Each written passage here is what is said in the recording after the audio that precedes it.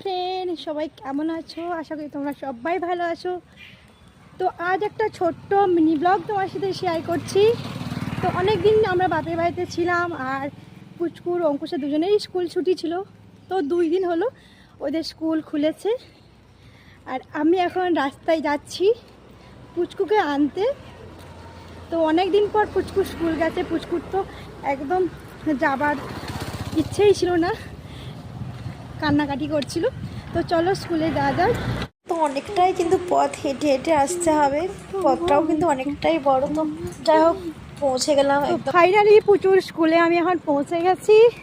তো চলো দেখি পুচু কি করে। আর এইদিকে দেখো সারি সারি দেখো স্কুলের গাড়ি দাঁড়িয়ে আছে, বাচ্চারা সব ঘরে যাবে। তো ছুটির টাইমও হয়ে গেছে, প্রায় বাইসে যাচ্ছে একটা।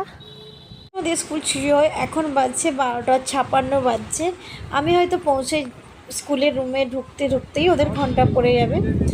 তো যাই হোক, দেখো এইখানে গিয়ে দেখছি ওদের উপরে ক্লাস হচ্ছে। আমি জানতাম না, আমি নিচের রুমে চলে গিয়েছিলাম। এখন দেখছি উপরের রুমে ক্লাস হচ্ছে, আর এই ছোট বাচ্চা উপরে শিখতে নামছে কত সুন্দর করে দেখো। তো যাই হোক, অনেকটাই কিন্তু রিক্সও রয়েছে, উপর থেকে ছোট বাচ্চাগুলো নামছে।